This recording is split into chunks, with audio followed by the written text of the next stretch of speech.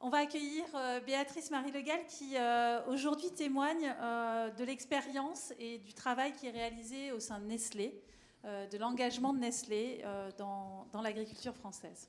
Merci. Bonjour.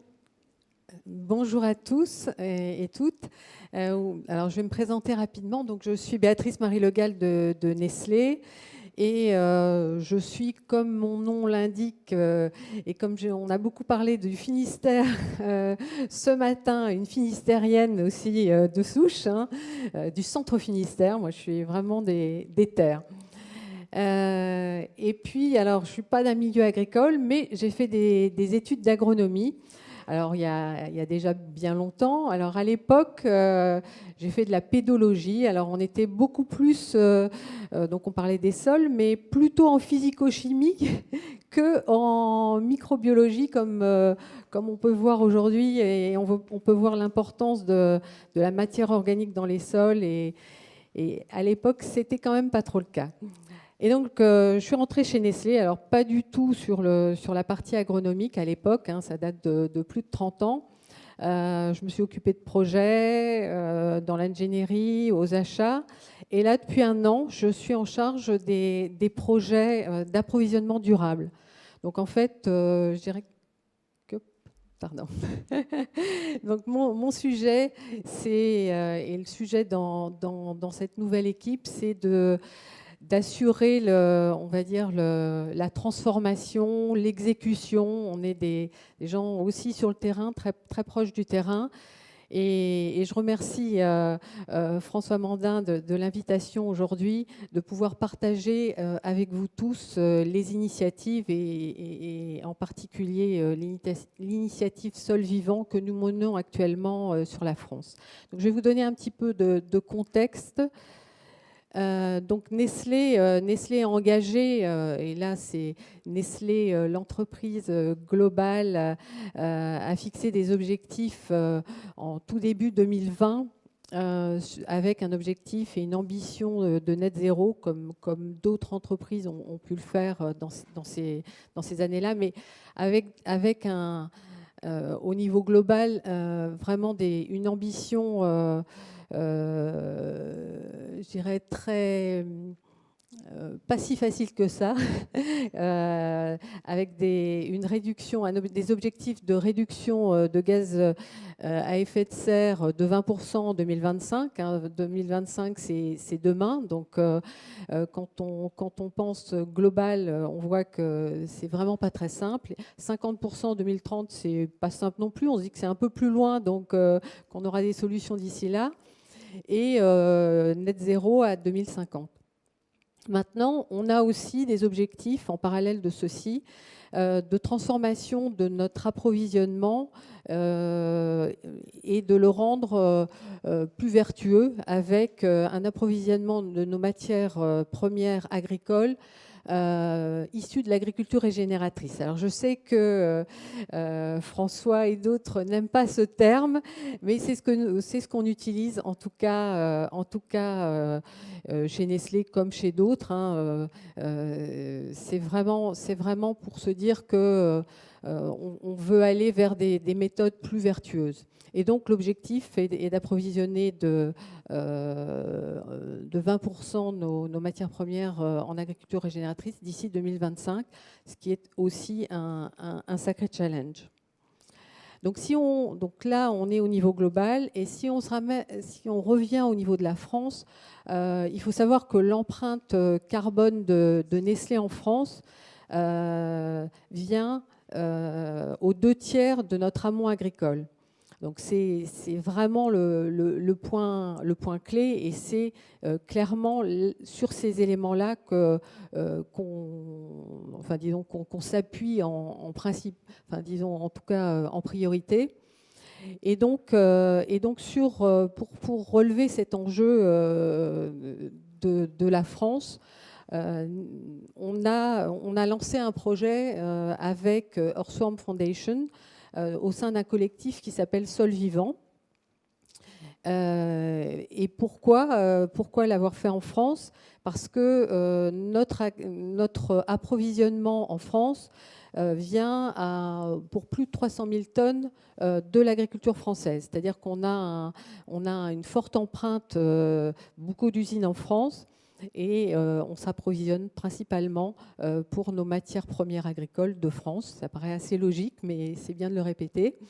Et la France a été pilote. Il faut savoir que le marché français, la France pour Nestlé, c'est le premier marché en Europe.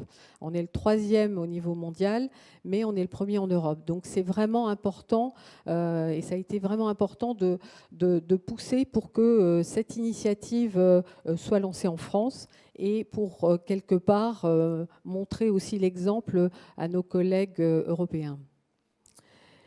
Donc, ça a été mentionné tout à l'heure. Donc, au sein de ce collectif Sol Vivant, les piliers de base sont les mêmes que ceux qu'on a vus tout à l'heure, avec la durée de couverture des sols, la diversification de la rotation et le travail du sol, la réduction du travail du sol. Donc, ça, ce sont les piliers qu'on utilise au sein de ce collectif.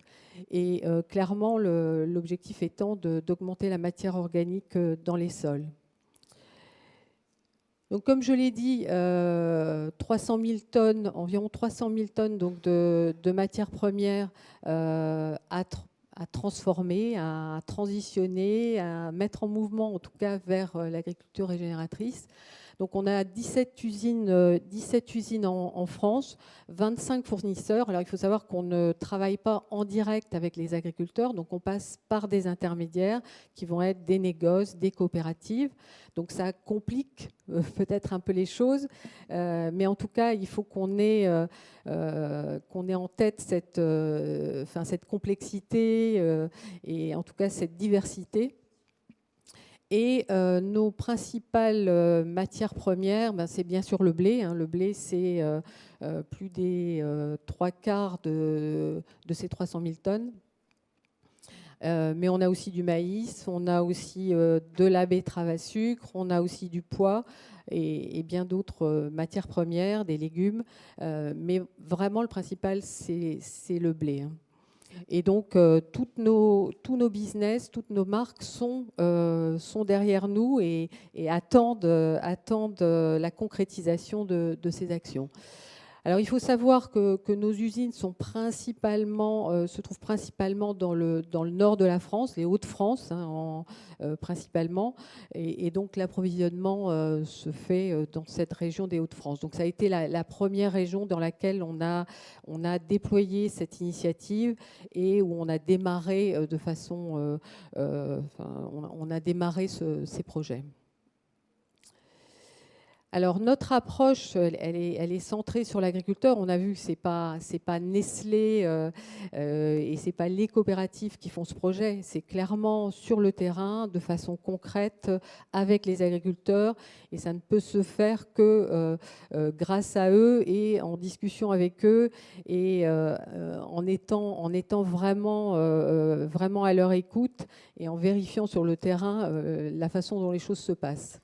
Et donc l'approche, ça a été d'une part d'accompagner, on l'a vu, ça a été partagé tout à l'heure, l'agriculteur, il est un peu tout seul, donc l'idée c'est aussi de l'accompagner, de faire des groupes, d'essayer d'avoir une dynamique, de mettre en mouvement, parce que les gens qui n'ont pas tout votre historique ou qui tout seuls n'ont pas fait le cheminement que vous au sein de l'APAD avez déjà réalisé, il faut les accompagner à la fois en support agronomique, en support technique, en formation, en montée en compétences sur certains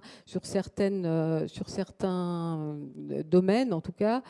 Il faut aussi tenir compte, vous l'avez vu, on se source dans différentes régions en France, donc il faut aussi vérifier, valider les spécificités régionales, territoriales, parce que on parlait des sols, un sol en Bretagne ou dans le Dijonnais ou dans les Hauts-de-France, ça n'a rien à voir. Donc c'est aussi, on peut pas avoir une formule magique pour tout le monde, et ça vous l'observez, et je dirais que c'est aussi votre ADN, d'être dans des territoires différents avec des spécificités qu'on est obligé de prendre en compte.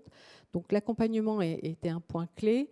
La mesure aussi, Parce que vous imaginez que dans le cas d'un groupe comme Nestlé, je pense que toutes les entreprises, on est un peu face à cette problématique.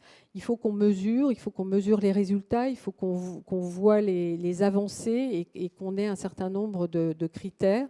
Alors, on a pris un certain nombre de critères qui sont mesurables, du type la durée de couverture des sols, on compare l'agriculteur avec son environnement ou son territoire. Donc, on a quelques mesures au travers de cette approche qui sont pour nous vraiment clés. Et on a parlé aussi de la valorisation, parce que dans cette transition, il faut aussi accompagner l'agriculteur économiquement. Oui, payer des premiums, parce que on sait que le démarrage, en tout cas, demande à être motivé. Bien sûr, ça suffit pas. Bien sûr, il faut tout le reste. Et bien sûr, c'est aussi un changement de façon de voir les choses. C'est au-delà de tout ça, en fait, il faut que l'agriculteur soit volontaire pour entrer dans la démarche. Et donc, où est-ce que nous en sommes? Donc, et comment s'est fait comment a été mené ce projet? Donc, ça a commencé en 2018. En 2018, on a commencé avec des pilotes, donc avec Earthworm déjà dès 2018, avec des petits pilotes dans les Hauts-de-France sur du blé, de la betterave, de la pomme de terre. Ça a été un peu notre laboratoire, et en lien avec les agriculteurs qui étaient engagés, ça a permis de préciser les choses, d'ajuster aussi, et de commencer à mettre en place un référentiel, un certain nombre de mesures dont je parlais tout à l'heure, qui ont permis de préciser avec donc notre partenaire technique, ce n'est pas nous qui sommes les experts, avec Earthworm, de travailler sur un référentiel agronomique pour, disons, accompagner dans le changement les agriculteurs. Et vraiment d'être connecté au terrain, c'est-à-dire de ne pas être rigide, parce que, comme vous l'avez dit aussi tous, il y a un début, il y a des gens qui sont engagés, il y a des gens qui sont au début de la démarche, il y a des gens qui vont être plus avancés. Donc forcément, il va falloir qu'on s'adapte, il va falloir évoluer aussi en fonction de ce qu'on observe sur le terrain, de ce qu'on observe aussi dans les différents territoires, dans les différentes géographies. Dans les Hauts-de-France, c'est pas comme en Rhône-Alpes. Enfin voilà. Donc ça, c'était vraiment un point important. En 2021, on a voulu passer sur un plus large périmètre pour voir si ça marchait toujours, en fait. Et donc, tout en faisant un focus sur le blé, et on a travaillé un peu plus, de façon plus proche avec des coopératives, des négoces avec lesquels qu'on avait priorisé parce que les volumes étaient les plus importants.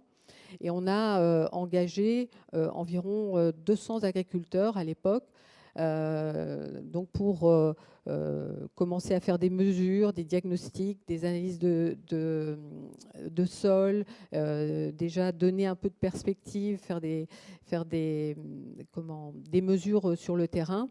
Et donc ça nous a permis de mieux comprendre la démarche, comprendre les enjeux aussi pour les agriculteurs, et vraiment voir comment avancer et comment essayer de structurer, de formaliser les choses aussi. On a aussi commencé à initier, au travers de pilotes, l'agroforesterie avec quelques projets qu'on a menés sur les Hauts-de-France. Et enfin, 2022, donc cette année, on arrive à la fin de 2022, et c'était vraiment l'année de la transformation avec le déploiement, parce que quelque part, on voulait aussi des résultats et des choses concrètes. Alors même si ce n'est pas des résultats de sol vivant, hein, vous l'avez très bien dit, on est sur une durée, on est sur un pas de temps qui n'est pas le pas de temps d'une année années ni de 5 et qui est certainement beaucoup plus loin. Donc ça a été aussi un challenge parce que vous imaginez que dans des grosses sociétés, les engagements contractuels avec nos coopératives, ils sont sous un certain format. Donc ça a dû demander des changements, de s'engager sur le long terme, sur du à minima 5 ans parce qu'avant c'est juste pas possible. Donc ça a été aussi un changement, nous, en interne. Et on a engagé, avec des contractualisations formelles, on va dire, déjà 5 fournisseurs, et on en a 15 qui sont engagés dans cette démarche avec nous. Et aujourd'hui, donc à la récolte 2022, on va avoir plus de 60 000 tonnes qui seront d'agriculteurs engagés dans la démarche avec nous. Donc on est très, très fiers de déjà cette dynamique qu'on a menée. Et clairement, on sait très bien, et à la fois d'un point de vue scientifique, mais aussi d'un point de vue environnement et contexte, je dirais qu'avec le prix des céréales qui a flambé cette année, forcément, ça remet en cause pour certains le fait de de changer ses pratiques, c'est aussi potentiellement prendre des risques. Donc pour certains agriculteurs, c'est aussi un challenge. Hein, et pour nous, en face, et vous l'avez très bien dit, et je pense que c'est un point important, on ne peut pas se permettre de ne pas avoir de blé dans nos usines. Donc le point du rendement, c'est important pour l'agriculteur. C'est important pour le revenu de l'agriculteur. C'est aussi important pour nous parce que si demain on a on a des rendements qui sont divisés par 2, divisés par 4, clairement on n'aura pas de produits pour nos usines. Donc c'est aussi important de pouvoir rester sur une dynamique. Et de pas se retrouver dans des situations où les rendements seraient très amoindris. Enfin, en tout cas, ce qu'on se dit, et on en est très, très fiers, puisqu'on a fait aussi des restitutions auprès des agriculteurs. On a vu cette dynamique et ce partage, parce que je pense que ce qui est vraiment important, et c'est aussi le bénéfice d'une association telle que la PAD, c'est vraiment les moments d'échange, les moments de partage. Et comme on le disait tout à l'heure, je pense que le regard des pairs est important, les enseignements des uns et des autres sont importants, et je pense que ce partage et ce partage de connaissances est vraiment clé. Donc au travers de ce projet, c'est ce qu'on essaye de mettre en place aussi avec nos partenaires et les coopératives ou les négoces avec lesquels on travaille, et avec les agriculteurs, pour vraiment essayer de trouver une façon d'avancer le mieux ensemble, en fait.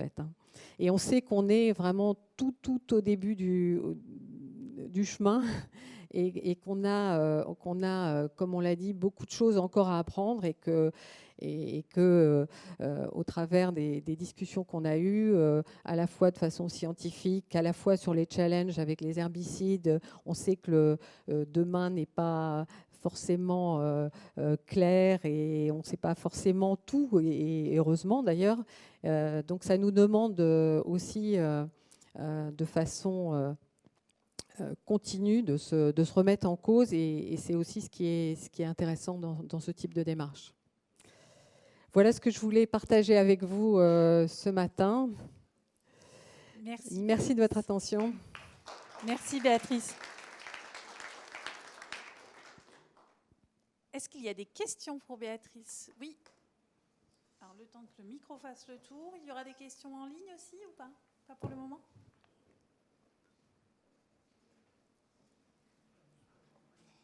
Oui. Bonjour, Thomas Leroy, agriculteur dans la Somme. Vous parlez d'appréhension des agriculteurs par rapport à cette ACS. Est-ce que vous ne pouvez pas jouer, vous, un rôle maintenant que depuis 2018, avec Sol Vivant, vous avez établi la technique et le cahier des charges, et vous nous sortez des contrats?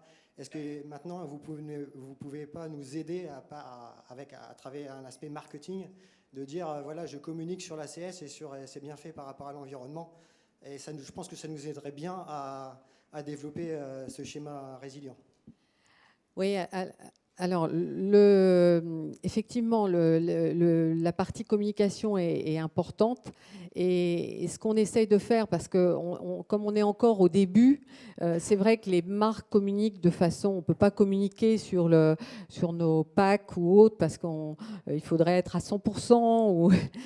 Donc il faut vraiment y aller progressivement. Par contre, ce qu'on essaie de faire, c'est justement de communiquer et d'être au contact de l'agriculteur, de montrer ce qui se passe dans les champs, pour que, et je crois que ça a été un point tout à l'heure qui a été évoqué, que le consommateur aussi se rende compte de ce que c'est et se rende compte que les choses ne sont pas si simples. En fait, ce n'est pas une recette qu'on applique mais ça demande du temps. Que c'est pas simple, et en fait ce qu'on essaye de faire là, en tout cas sur 2022-2023, c'est d'essayer d'être présent et de communiquer sur des agriculteurs qui sont, et de voir vraiment avec des témoignages d'agriculteurs, et c'est effectivement comme ça qu'on souhaite développer au moins la connaissance du plus grand nombre de ce genre de cette agriculture.